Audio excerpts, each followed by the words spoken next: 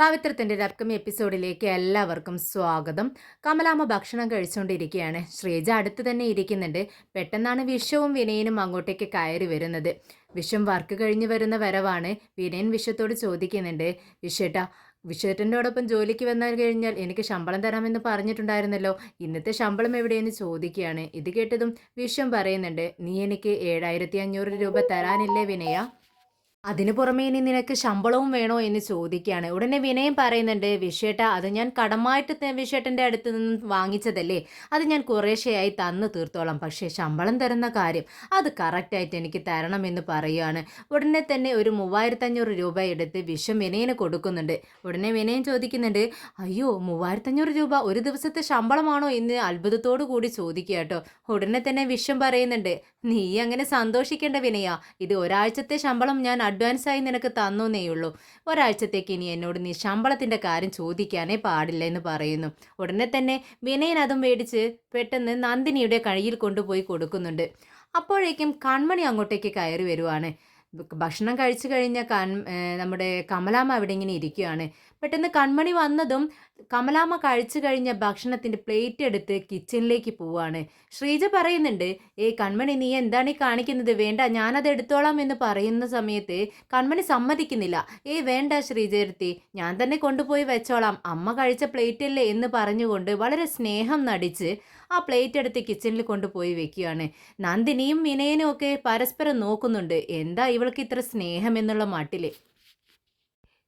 Plate എല്ലാം കിച്ചണിൽ കൊണ്ടുപോയി വെച്ചതും കൺമണി ശ്രീജിയോട് വന്ന് ചോദിക്കുന്നുണ്ട്, അല്ല, അമ്മയ്ക്ക് മെഡിസിനൊക്കെ കഴിക്കാനില്ലേ എന്ന് ചോദിക്കാൻ. അതാ അവിടെ ഇരിക്കുന്നുണ്ടല്ലോ, അതെടുത്ത് അമ്മയ്ക്ക് കൊടുക്കണമെന്ന് ശ്രീജ പറയുമ്പോഴേക്കും ആ മെഡിസിനും ഒരു ഗ്ലാസ് വെള്ളവുമൊക്കെ എടുത്തുകൊണ്ട് കൺമണി കമലാമ്മയുടെ അടുത്തേക്ക് വരുന്നുണ്ട്. കമലാമ്മയ്ക്ക് മെഡിസിനൊക്കെ എടുത്തു കൊടുക്കുകയാണ്.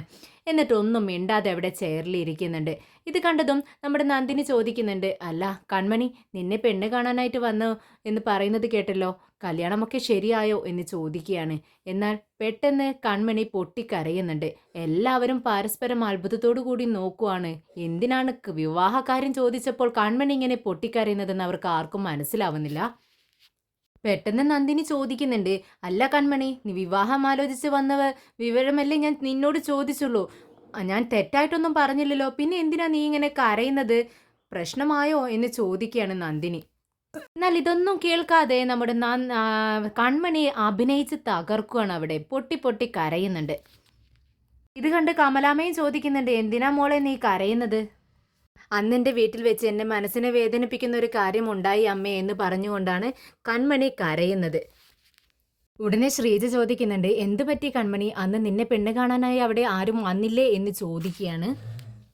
പെണ്ണ് കാണാൻ വന്നിട്ടുണ്ടായിരുന്നു ചേച്ചി, അത് തന്നെയാണ് പ്രശ്നമെന്ന് കൺമണി പറയുന്നുണ്ട്. ഇത് കേട്ട് നന്ദിനി ചോദിക്കുന്നുണ്ട്, എന്തു പറ്റി കൺമണി, അന്ന് വല്ല വയസ്സന്മാരെയും കൊണ്ടുവന്ന് ഇതാണ് നിന്നെ പെണ്ണ് കാണാൻ വന്നവൻ എന്ന് പറഞ്ഞോ നിന്നോട്?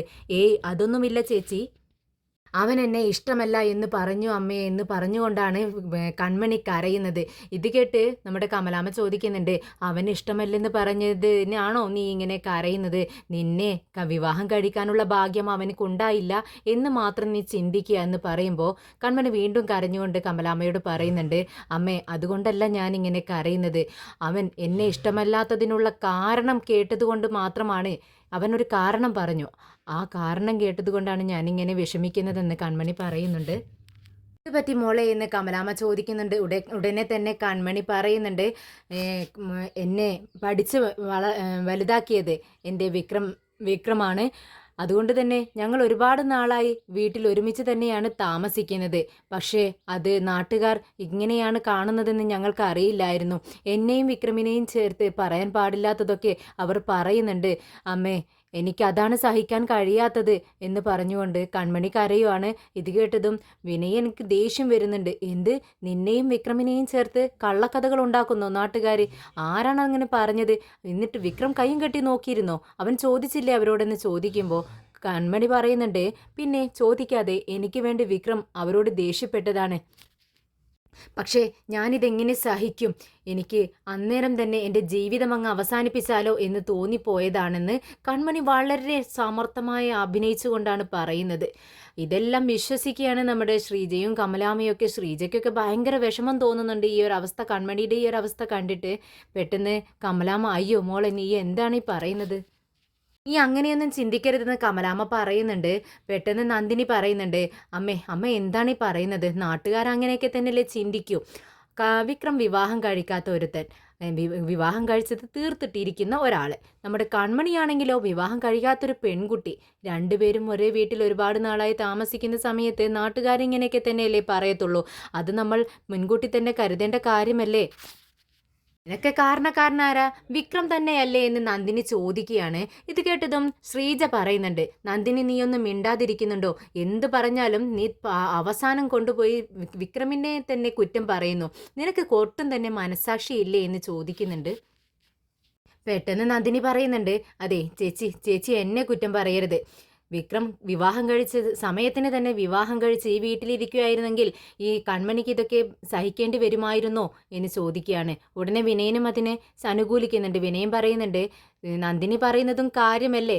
ഉടനെ വിഷം ചോദിക്കുന്നുണ്ട്, അതിന് നമ്മൾ എന്ത് ചെയ്യും? അവനോട് വിവാഹത്തിനായി നമ്മൾ ഒരുപാട് നിർബന്ധിച്ചതല്ലേ, പക്ഷെ അവൻ വിവാഹം കഴിക്കാൻ സമ്മതിക്കുന്നില്ലല്ലോ, പിന്നെ നമ്മൾ എന്ത് ചെയ്യും വിനയ എന്ന് വിഷുവും ചോദിക്കുന്നുണ്ട്. വിക്രം എവിടെ ചെന്നാലും വിക്രമുള്ളിടത്തെല്ലാം പ്രശ്നങ്ങളാണ്. ഇപ്പോഴാ കൺമണിക്കും പ്രശ്നമായിരിക്കുന്നു. എല്ലാവർക്കും പ്രശ്നക്കാരൻ വിക്രം തന്നെ. പക്ഷേ പറയുന്ന ഞാനാണ് പ്രശ്നക്കാരി എന്ന് നിങ്ങളെല്ലാവരും പറയും. പക്ഷേ ഇതെല്ലാം കണ്ട് എനിക്ക് മിണ്ടാതിരിക്കാൻ പറ്റില്ല എന്ന് നന്ദിനി പറയുന്നുണ്ട്. ഉടനെ കൺമണി അഭിനയം തുടങ്ങി. കൺമണി കമലാമ്മയോട് കരഞ്ഞുകൊണ്ട് പറയുന്നുണ്ട്, അമ്മ ഒരു ചെറുക്കൻ വന്ന് എന്നെ കണ്ട് പിടിക്കിച്ചില്ല എന്ന് പറഞ്ഞുകൊണ്ട് വിവാഹം മുടങ്ങി. ഇനി അടുത്ത ചെറുക്കൻ വന്നാലും ഇതേ കാരണം പറഞ്ഞ് ഈ വിവാഹവും മുടങ്ങത്തില്ലേ? പക്ഷേ ഇതിനെല്ലാം കാരണക്കാരി ഞാനാണോ അമ്മേ? ഞാൻ എന്ത് തെറ്റ് ചെയ്തു എന്ന് ചോദിച്ചുകൊണ്ടാണ് കൺമണി കരയുന്നത്. നന്ദിനി ദേഷ്യത്തോടെ ചോദിക്കുന്നുണ്ട്, ആ ഇതെല്ലാം നമ്മൾ അറിഞ്ഞിട്ട് എന്താ കാര്യം? അറിയേണ്ടവൻ അറിയണ്ടേ? അവൻ ആ വേദിയുടെ വീട്ടിൽ കാവലായി ചെന്ന് കിടക്കുമല്ലേ? എന്തിനാ അവൻ അവിടെ പോയി കിടക്കുന്നത്? വല്ലവനും പിറന്ന കുഞ്ഞിനെ കാവലായിട്ട് കിടക്കുന്നു. നാട്ടുകാരറിഞ്ഞാൽ നാണക്കേട്. ആരോട് എന്ത് പറയാനാ എന്ന് പറഞ്ഞുകൊണ്ട് നന്ദിനി ഇങ്ങനെ പുലമ്പിക്കൊണ്ടിരിക്കുകയാണ്. ഇത് കേട്ടതും ശ്രീജയ്ക്ക് ദേഷ്യം വരുന്നുണ്ട്. വിക്രമിനെ കുറ്റം പറയുന്നത് ഒരിക്കലും ശ്രീജ സമ്മതിക്കത്തില്ല. ശ്രീജ പറയുന്നുണ്ട്, നന്ദിനി നീ എപ്പോൾ നോക്കിയാലും വിക്രമിനെ ഇങ്ങനെ കുറ്റം പറഞ്ഞുകൊണ്ടിരിക്കും. നിനക്ക് വേറെ പണിയൊന്നുമില്ലേ? ദേ വിനയം വന്നതല്ലേ, നിനക്ക് വിനയന് ഭക്ഷണം കൊടുക്കേണ്ട ആവശ്യമൊന്നുമില്ലേ? ചെന്ന് അപ്പുറത്തേക്ക് പോ എന്ന് പറയുവാണ്. അങ്ങനെ നന്ദിനി അവിടെ നിന്ന് നീച്ച് പോകുന്നുണ്ട്. ശ്രീജ കൺമണിയോട് പറയുന്നുണ്ട്, കൺമണി നീ വിഷമിക്കാതിരിക്കെ, ഇനിയുള്ള കാര്യങ്ങളെല്ലാം അമ്മ നോക്കിക്കോളും. നീ സങ്കടപ്പെടാതിരിക്കെ, നിനക്ക് ഞാൻ കാപ്പിയിട്ടുകൊണ്ട് വരാമെന്ന് പറഞ്ഞ് ശ്രീജ കിച്ചണിലേക്ക് പോകുന്നുണ്ട്. അങ്ങനെ കൺമണി കമലാമ്മയുടെ വീട്ടിൽ നിന്നും ഇറങ്ങിയതും നേരെ ചെല്ലുന്നത് സുഡർ പഠിക്കുന്ന സ്കൂളിലേക്കാണ്. അവിടെ കയറി ചെല്ലുന്ന സമയത്ത് നമ്മുടെ വിക്രം ഉമ്മറത്ത് തന്നെ സ്കൂളിന് ഗ്രൗണ്ടിൽ തന്നെ നിൽക്കുന്നുണ്ട്. കൺമണിയെ കണ്ടതും വിക്രം ചോദിക്കുന്നുണ്ട്, എന്താ കൺമണി നീ ഇവിടെ? ഞാൻ സുഡറിനെ കാണാൻ വേണ്ടി വന്നതാ. സുഡറിനെ കാണാനോ? നീ എന്തിനാ സുഡറിനെ കാണുന്നത്? അതെന്താ വിക്രം, സുഡറിനെ ഞാൻ കാണാൻ പാടില്ല എന്ന് വല്ല നിയമവും ഉണ്ടോ എന്ന് കൺമണി ചോദിക്കുമ്പോൾ വിക്രം പറയുന്നുണ്ട്, അങ്ങനെ സുഡറിനെ എപ്പോഴും കാണാനൊന്നും പറ്റത്തില്ല. സുഡറിന് ഒരു 10 അടി അടുത്തേക്ക് ഒരാൾ വരുന്നുണ്ടെങ്കിൽ അത് എന്തിനാണെന്ന് അറിഞ്ഞതിന് ശേഷം മാത്രമേ ഞാൻ അകത്തേക്ക് വിടത്തുള്ളൂ, അവളുടെ അടുത്തേക്ക് വിടത്തുള്ളൂ. അല്ലാന്നുണ്ടെങ്കിൽ അത് നിയമത്തിന് വിരുദ്ധമാണ്. ഞാൻ അവളുടെ ബോഡി ഗാർഡാണ്. അതുകൊണ്ട് അവളുടെ സുരക്ഷ ഞാൻ ഉറപ്പുവരുത്തണം. അതാരായിരുന്നാലും ശരി, അറിഞ്ഞുകൊണ്ട് മാത്രമേ ഞാൻ അവളുടെ അടുത്തേക്ക്, എത്ര വേണ്ടപ്പെട്ടവരായിരുന്നാലും ഞാൻ അവളുടെ അടുത്തേക്ക് വിടത്തുള്ളൂ എന്ന് പറയുകയാണ്. ഇത് കേട്ടതും കൺമണി പറയുന്നുണ്ട്, ഓഹോ അങ്ങനെയൊക്കെയാണോ? അവളെ കാണാൻ ഇത്രയ്ക്ക് പ്രശ്നങ്ങളൊക്കെ ഉണ്ടോ എന്ന് ചോദിക്കുമ്പോൾ, ഉണ്ട്. നീ എന്തിനാ അവളെ കാണാൻ വേണ്ടി ഇങ്ങോട്ടേക്ക് വന്നത്? നേരെ കളക്ടറുടെ വീട്ടിലേക്ക് പോവാമായിരുന്നില്ലേ എന്ന് ചോദിക്കുകയാണ്. ഉടനെ കൺമണി പറയുന്നുണ്ട്, അവിടെ ചെന്നാൽ എന്നെ അകത്തേക്ക് വിടുമോ? ഇത് കേട്ട് വിക്രം ചോദിക്കുന്നുണ്ട്, അതെന്താ? വേദിയുടെ കേസ് നീ വാദിച്ചിട്ടല്ലേ വിജയിച്ചത്, അതിൻ്റെ നന്ദി അവർക്ക് നിന്നോടുണ്ടാവില്ലേ എന്ന് ചോദിക്കുമ്പോൾ കൺമണി പറയുന്നുണ്ട്, അതെനിക്കറിയത്തില്ല, പക്ഷേ അവിടെ ചെന്നാൽ വല്ല പ്രശ്നവും ഉണ്ടാവുമോ എന്ന് വിചാരിച്ചിട്ടാണ് ഞാൻ മോളെ കാണാൻ ഇങ്ങോട്ടേക്ക് വന്നത്. മോള് സുഖം പ്രാപിച്ച് ഞാൻ കണ്ടിട്ടില്ല, ഒരു നോക്ക് കാണാമല്ലോ എന്ന് വിചാരിച്ചിട്ടാണ് വന്നത്. അതിനും കാണാൻ പറ്റത്തില്ലേ വിക്രം എന്ന് ചോദിക്കുകയാണ്. ഉടനെ തന്നെ വിക്രം പറയുന്നുണ്ട്, ശരി, നീ കണ്ടിട്ട് പെട്ടെന്ന് പൊക്കോളണം എന്ന് പറയുവാണ്. ശരിയെന്ന് കൺമണിയും പറയുന്നുണ്ട്. അങ്ങനെ സ്കൂൾ വിട്ടതും സുഡർ വിക്രമിൻ്റെ അടുത്തേക്ക് ഓടി വരുന്നുണ്ട്. സിംബ ഹായ് എന്ന് പറയുന്നു. കൺമണിയെ കണ്ടതും വിഷ് ചെയ്യുന്നുണ്ട്. കൺമണി ഹായ് എന്ന് പറഞ്ഞ് കൈവീശി കാണിക്കുകയാണ്. ഉടനെ സുഡർ വിക്രമിനോട് പറയുന്നുണ്ട്, സിംബ ഇന്ന് എൻ്റെ ടീച്ചർ എന്നെ 100,000 വരെ എണ്ണിപ്പിച്ചു. അത് ഞാൻ കറക്റ്റായി കൗണ്ട് ചെയ്ത് കൊടുത്തു മിസ്സിന്. എല്ലാവരും ക്ലാപ്പ് ചെയ്തു എന്ന് പറയുക കേട്ടോ. ഇത് കേട്ടതും വിക്രം പെട്ടെന്ന് തന്നെ കൈ കൊടുക്കുക കൊടുക്കുവാണ് മോൾക്ക്. കൺഗ്രാജുലേഷൻ എന്ന് പറയുന്നുണ്ട്. കൺമണിയും കൺഗ്രാറ്റ്സ് എന്ന് പറഞ്ഞുകൊണ്ട് തൻ്റെ കയ്യിലുണ്ടായിരുന്ന ഒരു ചോക്ലേറ്റ് എടുത്ത് മോൾക്ക് നീട്ടുവാണ്. പെട്ടെന്നൊന്നും വാങ്ങാൻ വേണ്ടി സുഡർ കൈ നീട്ടുണ്ട്. പിറകിലോട്ട് പെട്ടെന്ന് കൈ വലിക്കുകയാണ്. എന്നിട്ട് പറയുന്നുണ്ട്, എനിക്കിത് വേണ്ട. സിംബായോ പറഞ്ഞിട്ടുണ്ട് എന്നോട്, എത്ര വേണ്ടപ്പെട്ടവരായാലും എന്ത് കഴിക്കാൻ തന്നാലും അത് വേടിക്കരുതെന്ന് സിംബ എന്നോട് പറഞ്ഞിട്ടുണ്ടെന്ന് പറയുന്നു. ഉടനെ തന്നെ വിക്രം കൺമണിയോട് പറയുന്നുണ്ട്, ഞാൻ മോളോട് അങ്ങനെ പറഞ്ഞിട്ടുണ്ട്. ഇപ്പം നിനക്ക് മനസ്സിലായല്ലോ സിറ്റുവേഷൻ എത്ര വളരെ മോശമാണെന്നുള്ള കാര്യം. അതുകൊണ്ടാണ് ഞാൻ നിന്നോട് ഇവളെ കാണാൻ വരണ്ട എന്ന് പറഞ്ഞത്. എന്തായാലും മോളെ കുഴപ്പമില്ല, നീ മേടിച്ചോ, നമുക്ക് വീട്ടിൽ പോയിട്ട് കഴിക്കാമെന്ന് പറയുന്നു. അങ്ങനെ ചോക്ലേറ്റ് എടുത്ത് സുഡറിന് കൊടുക്കുന്നുണ്ട് കൺമണി. പെട്ടെന്ന് നമുക്ക് പോവാമെന്ന് പറഞ്ഞ് വിക്രം മോളെ വിളിക്കുമ്പോൾ കൺമണി പറയുന്നുണ്ട്, ഏയ് എന്താ വിക്രം, ഞാൻ മോളോടൊന്ന് സംസാരിക്കട്ടെ എന്ന് പറയുവാണ്. ഉടനെ മോളുടെ ബാഗ് എടുത്തുകൊണ്ട് വിക്രം പറയുന്നുണ്ട്, എന്നാൽ നിങ്ങൾ രണ്ടുപേരും വണ്ടിയുടെ അടുത്തേക്ക് വാ, സംസാരിച്ചിട്ട് പെട്ടെന്ന് അങ്ങോട്ടേക്ക് വരണം, ഞാനങ്ങ് വണ്ടിയിലേക്ക് പോവാണെന്ന് പറഞ്ഞ് വിക്രം ഒന്ന് കാറിനടുത്തേക്ക് നടക്കുവാണ്. പെട്ടെന്ന് കൺമണി മോളുടെ അടുത്ത് ഇരുന്നിട്ട് പറയുന്നുണ്ട്, മോളെ നിനക്ക് വിക്രമിനെ ഒരുപാട് ഇഷ്ടമാണല്ലേ എന്ന് ചോദിക്കുന്നുണ്ട്. അതെ സിംബായോ എനിക്ക് ഒരുപാട് ഇഷ്ടമാണെന്ന് പറയുന്നു. പെട്ടെന്ന് കൺമണി പറയുന്നുണ്ട്, എനിക്ക് വിവാഹം ആലോചിക്കുന്നുണ്ട്, പെട്ടെന്ന് എൻ്റെ വിവാഹം ഉണ്ടാകുമെന്ന് പറയുന്നു. അതെന്താണ് ഈ വിവാഹം എന്ന് ചോദിക്കുകയാണ്. സിംബ എന്നോടൊപ്പം ഉള്ളതുപോലെ നിങ്ങളോടൊപ്പവും ഒരാൾ വരുവാണോ എന്ന് ചോദിക്കുകയാണ്. ഇത് കേട്ടതും കൺമണി പറയുന്നുണ്ട്, സിംബ നിന്നോടൊപ്പം ഉള്ളതുപോലെ അല്ല, ഇത് വേറെ ഒരു തരത്തിലാണ്. അതെങ്ങനെയാണെന്ന് സുഡർ വീണ്ടും ചോദിക്കുകയാണ്. അത് ഈ പ്രായത്തിൽ നിനക്ക് പറഞ്ഞാൽ മനസ്സിലാവില്ല. ഞങ്ങളുടെ പ്രായത്തിലുള്ളവരോടൊപ്പം ഒരു പുരുഷൻ എപ്പോഴും ആവശ്യമാണ്, അവരുടെ സംരക്ഷണത്തിന് വേണ്ടി. അതുകൊണ്ടാണ് ഞാൻ അവളെ വിവാഹം കഴിക്കാൻ പോകുന്നത്. നിന്റെ സിംബായും തനിയല്ലേ, സിംബായോടൊപ്പവും ഒരാൾ വേണ്ടേ, സിംബ ഒരു വിവാഹം കഴിക്കണ്ടേ എന്നിങ്ങനെ കൺമണി ചോദിക്കുക കേട്ടോ. അപ്പോൾ സുഡർ പറയുന്നുണ്ട്, എന്തിനാ സിംബ വിവാഹം കഴിക്കുന്നത്, സിംബ ഓൾറെഡി ഇപ്പോൾ വളരെ സന്തോഷത്തിലാണല്ലോ. ഉടനെ കൺമണി പറയുന്നുണ്ട്, സിംബ വിവാഹം കഴിച്ചാൽ ഇതിനേക്കാളേറെ ഒരുപാടധികം സന്തോഷമായിരിക്കും എന്ന് പറയുമ്പോൾ സുഡർ അത് വിശ്വസിക്കുകയാണ്. സുഡർ പറയുന്നുണ്ട്, അതെ അങ്ങനെയാണോ, അപ്പോൾ ഇതിനേക്കാൾ സന്തോഷം വിവാഹം കഴിച്ചതിന് ശേഷമാണോ സിംബാക്ക് ഉണ്ടാവുന്നതെന്ന് ചോദിക്കുകയാണ്. നിന്റെ സിംബായോട് ഞാൻ വിവാഹം കഴിക്കണമെന്ന് പറഞ്ഞപ്പോൾ സമ്മതിക്കുന്നില്ല സുഡർ എന്ന് പറയുമ്പോൾ സുഡർ പറയുന്നുണ്ട്, അപ്പോൾ സിംബ വിവാഹം കഴിക്കണമെന്ന് നിർബന്ധമാണോ എന്ന് ചോദിക്കുകയാണ്. നിർബന്ധമായും വിവാഹം കഴിപ്പിക്കണം, നീ സിംബായെ അതിനെ കമ്പൽ ചെയ്യണം, നിർബന്ധിക്കണം എന്ന് പറയുകയാണ്. ശരി അങ്ങനെയാണെങ്കിൽ ഞാൻ പറഞ്ഞോളാം, സിംബ ഒരുപാട് സന്തോഷമായിട്ട് ഇരിക്കാൻ വേണ്ടി ഞാൻ എന്തും ചെയ്യുമെന്ന് പറയാണ്. ഉടനെ കൺമണി പറയുന്നുണ്ട്, സിംബ ആര് പറഞ്ഞാലും കേൾക്കത്തില്ല, പക്ഷെ മോള് പറഞ്ഞാൽ എന്താണെങ്കിലും ആ കാര്യം അപ്പം തന്നെ സിംബ അനുസരിച്ചിരിക്കും. അതുകൊണ്ട് മോള് സിംബായെ നിർബന്ധിക്കണമെന്ന് പറയുന്നു. അങ്ങനെ കൺമണി സുഡർ പറയുന്നുണ്ട്, ശരി എങ്കിൽ ഞാൻ ഇപ്പോൾ തന്നെ പറയാമെന്ന് പറയുന്നു. ഉടനെ കൺമണി പറയുന്നുണ്ട്, അയ്യോ ഇപ്പോൾ പറയണ്ട, വീട്ടിൽ പോയി ഒഴിഞ്ഞിരിക്കുന്ന സമയത്ത്, ഫ്രീ ആയിരിക്കുന്ന സമയത്ത് നീ സിംബായോട് പറഞ്ഞാൽ മതി, ഇപ്പോൾ പറയരുത് കേട്ടോ എന്ന് പറയാണ്. ഓ ശരി എന്ന് സുഡറും പറയുന്നുണ്ട്. അങ്ങനെ കൺമണി ഉദ്ദേശിച്ച കാര്യങ്ങളെല്ലാം പറഞ്ഞ് നമ്മുടെ സുഡറിനെ കൊണ്ട് സമ്മതിപ്പിക്കുകയാണ്. വിവാഹത്തിന് വിക്രമിനെ കൊണ്ട് ഒരു വിവാഹം കഴിപ്പിക്കുക എന്നുള്ള ഒരു ഉദ്ദേശം, അത് കൺമണിയിലേക്ക് ലാസ്റ്റ് എത്തുമെന്ന ഒരു ഉദ്ദേശത്തിലാണ് കൺമണി ഇതെല്ലാം പറയുന്നത്. അങ്ങനെ രണ്ടുപേരും വണ്ടിക്കടുത്തേക്ക് നടക്കുന്നുണ്ട്. അങ്ങനെ കൺമണിയോട് യാത്ര പറഞ്ഞ് വിക്രമും സുഡറും അവിടെ നിന്നും പോകുന്നുണ്ട്. വിശ്വവും വിനയനും ഒക്കെ ഷോപ്പിലെ കണക്കുകളൊക്കെ നോക്കിക്കൊണ്ടിരിക്കുകയാണ്. പെട്ടെന്നാണ് നമ്മുടെ വിക്രം അങ്ങോട്ടേക്ക് കയറി വരുന്നത്. നേരെ കമലാമ്മയുടെ അടുത്ത് വന്നിരിക്കുന്നുണ്ട്. കമലാമ്മയോട് ചോദിക്കുന്നുണ്ട്, എങ്ങനെയുണ്ട് അമ്മേ, ഇപ്പോൾ അസുഖമൊക്കെ ഭേദമുണ്ടോ എന്ന് ചോദിക്കുകയാണ്. കമലാമ്മ പറയുന്നുണ്ട്, ഇപ്പോൾ കുഴപ്പമില്ല വിക്രം, ഇപ്പോൾ ഞാൻ ഭക്ഷണത്തിൽ ഉപ്പൊക്കെ കുറച്ചില്ലേ, അതുകൊണ്ട് പ്രഷറെല്ലാം കുറഞ്ഞു, എൻ്റെ തലചുറ്റലെല്ലാം കുറഞ്ഞിട്ടുണ്ടെന്ന് പറയുന്നു. പെട്ടെന്ന് കമലാമ്മ ചോദിക്കുന്നുണ്ട്, അല്ല നീ ഇപ്പോൾ വേദയ്ക്കടുത്താണോ ജോലി നോക്കിക്കൊണ്ടിരിക്കുന്നത്? പെട്ടെന്ന് വിക്രം ആ ചോദ്യം കേട്ട് ഒന്ന് സ്റ്റക്ക് ആവുന്നുണ്ട്. നന്ദിനി ചോദിക്കുന്നുണ്ട്, അമ്മ പറയുന്നത് ചോദിക്കുന്നത് നീ കേൾക്കുന്നില്ലേ വിക്രം, മറുപടി പറയേ.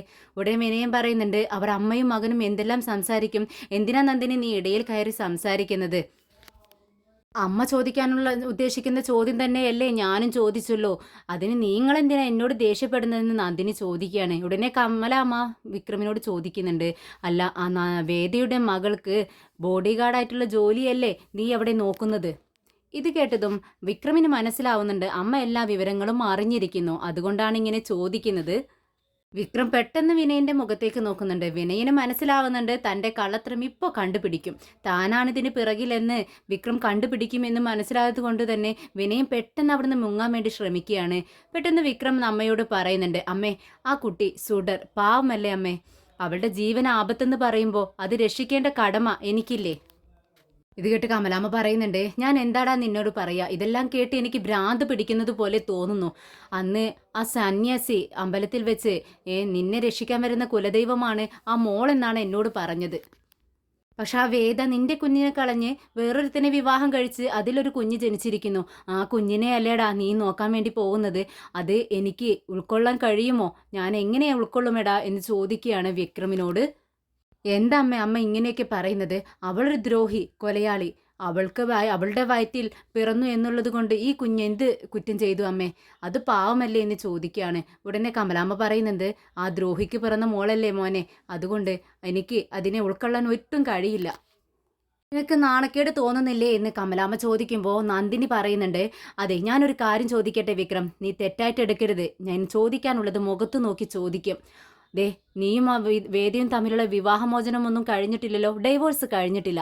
പിന്നെ എങ്ങനെ നീ കെട്ടിയ താലി അവളുടെ കഴുത്തിലിരിക്കുമ്പോൾ മറ്റൊരുത്തനോടൊപ്പം അവൾ ജീവിച്ചു, ഒരു കുഞ്ഞതിൽ ജനിച്ചു? നാണക്കേടില്ലേ അവൾക്ക്? നാണവും മാനവും ഇല്ലേ? അവൾക്കില്ലെങ്കിലും നിനക്ക് വേണം.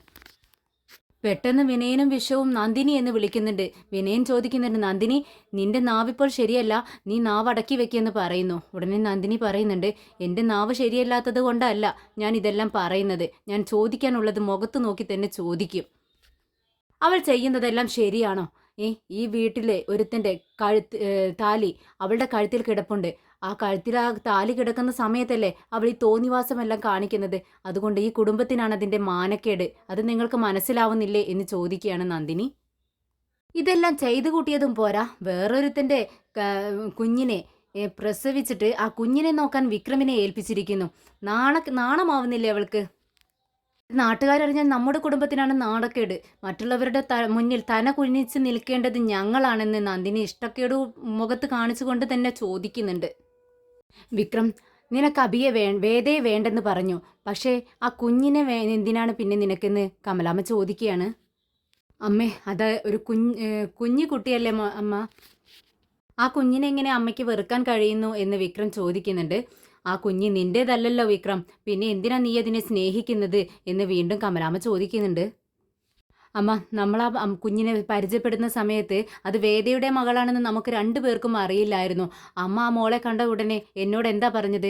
ആ മോളെ കൈവിടരുത്, പിടിച്ച് വെച്ചോളണം എന്ന് പറഞ്ഞിരുന്നു, സ്നേഹിച്ചോളണം എന്ന് പറഞ്ഞിരുന്നു. എന്നിട്ട് ഇപ്പോൾ അത് വേദയുടെ മകളാണെന്നറിഞ്ഞപ്പോൾ അമ്മ അതിനെ കൈവിടാനാണോ എന്നോട് പറയുന്നതെന്ന് വിക്രം ചോദിക്കുന്നുണ്ട്. ഇതാണ് ശരി തെറ്റിയെന്ന് പറയാൻ എനിക്ക് കഴിയുന്നില്ല വിക്രം എന്ന് കമലാമ്മ പറയുമ്പോൾ വിക്രം പറയുന്നുണ്ട്, അമ്മേ ഒരിക്കലും ആ കുഞ്ഞിനെ കൈവിടാൻ എനിക്ക് കഴിയില്ല. ഞാൻ അവളെ സ്നേഹിച്ചു പോയി. അത് വേദയുടെ വയറ്റിൽ ജനിച്ചു പോയ കുഞ്ഞാണെന്ന് കരുതി മാത്രം എനിക്കതിനെ വെറുക്കാൻ കഴിയില്ല. ആ കുഞ്ഞിൻ്റെ ജീവൻ രക്ഷിച്ചിട്ടുണ്ട്. അതിനുശേഷം ഞാൻ ആ കുഞ്ഞിനെ സ്നേഹിച്ചു പോയി അമ്മേ. അതുകൊണ്ട് അതിനെ വെറുക്കാൻ മാത്രം അമ്മ എന്നോട് പറയരുത് എന്ന് വിക്രം പറയുന്നുണ്ട്.